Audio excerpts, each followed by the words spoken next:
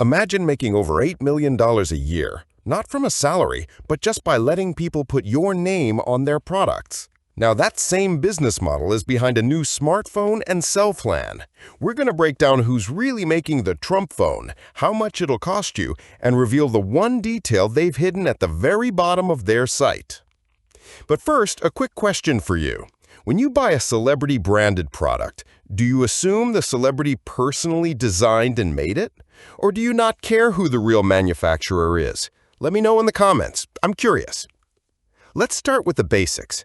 The Trump Organization says it's getting into the mobile business. This isn't just a rumor. It's an official launch with its own website and specific products, the T1 smartphone and a cell plan.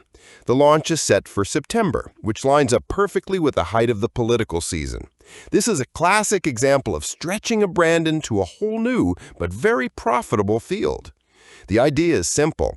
Use political loyalty to sell a tech product. This isn't just a phone, it's a statement.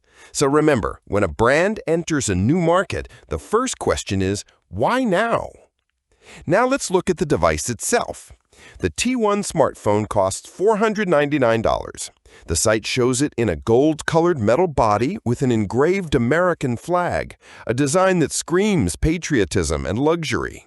On the tech side, it runs Android 15, has a big 6.8-inch AMOLED screen, 12 gigs of RAM, and 256 gigs of storage. The cameras seem decent too, a 50-megapixel main camera and a 16-megapixel selfie cam. These specs put it in the same ballpark as mid-range phones from well-known brands, but its main feature isn't the hardware. Its main feature is the symbol. Always check what you're paying for, the tech or the logo on the back. Let's move on to the service. The plan is called the 47 plan and costs $47.45 a month.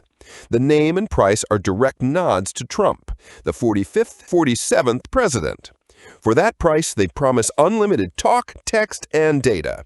But there are bonuses too: roadside assistant, telehealth, and pharmacy discounts. This is an attempt to build value beyond just a simple cell plan. The plan is a marketing tool.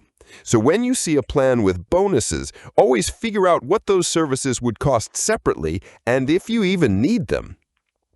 So who's actually making this phone and providing the service? This is where it gets interesting.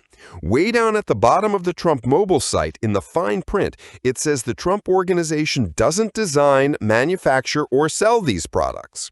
It's a classic licensing deal, or white labeling. Here's how it works. One company makes a product or service, and another company just puts its brand on it. This lets Trump profit with minimal investment and risk. The fine print tells the real story. That's why you should always read everything, especially the tiny text at the bottom. If the Trump Organization is just the brand, then who's the real operator? Trump Mobile is what the industry calls an MVNO, or Mobile Virtual Network Operator. These companies don't own their own cell towers or networks. They rent infrastructure from the big players, Verizon, AT&T, or T-Mobile.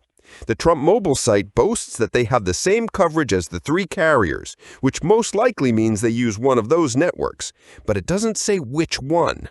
That's key information for understanding your service quality. You're not buying a new service, you're buying a repackaged old one.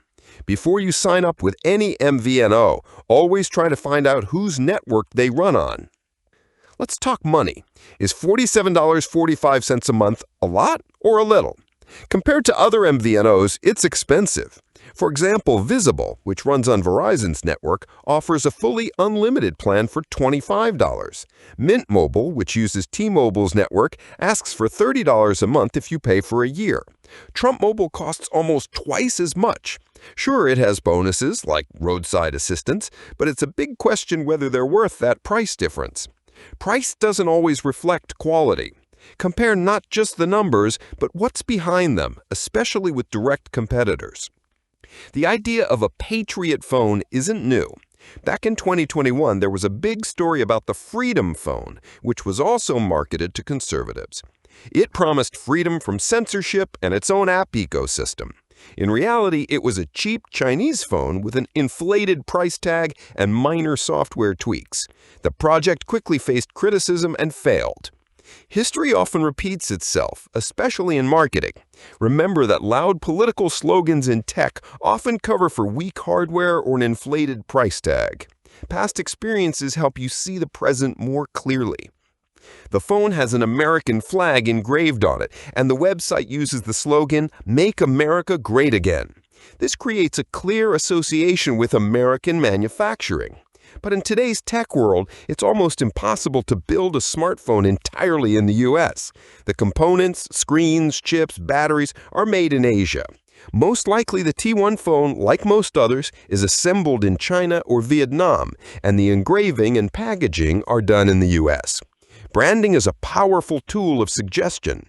Always separate the marketing image from a product's real origin, especially with electronics. Roadside assistance and telehealth sound impressive, but let's break it down.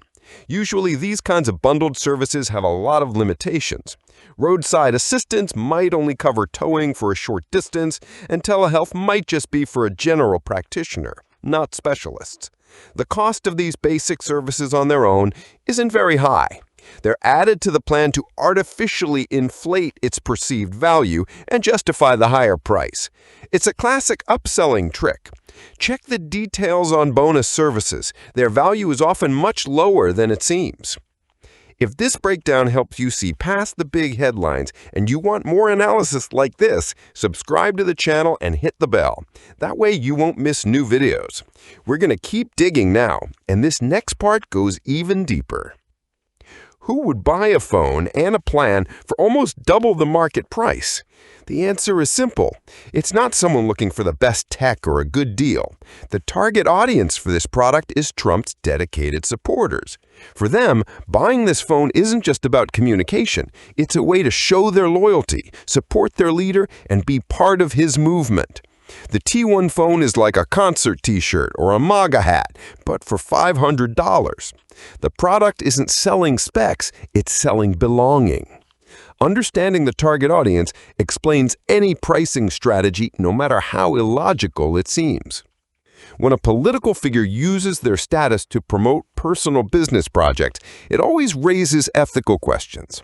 While it's technically legal, especially through licensing deals, the line between public office and personal gain get very blurry.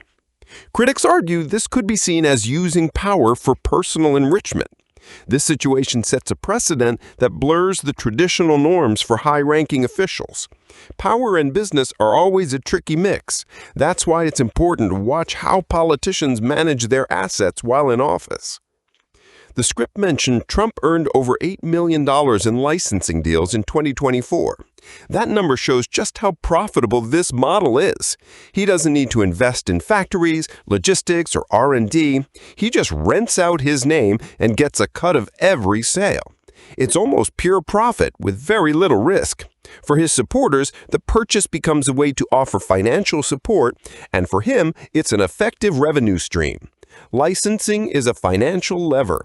Remember that when you buy a branded product, you're often paying for the name, not just the item itself.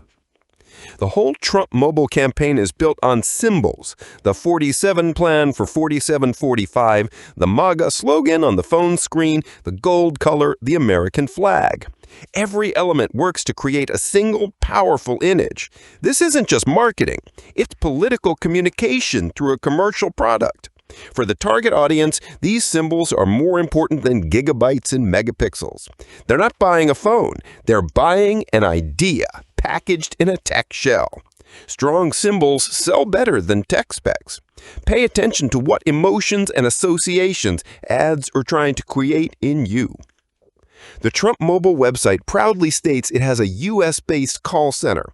This is a strong marketing move that plays on patriotism.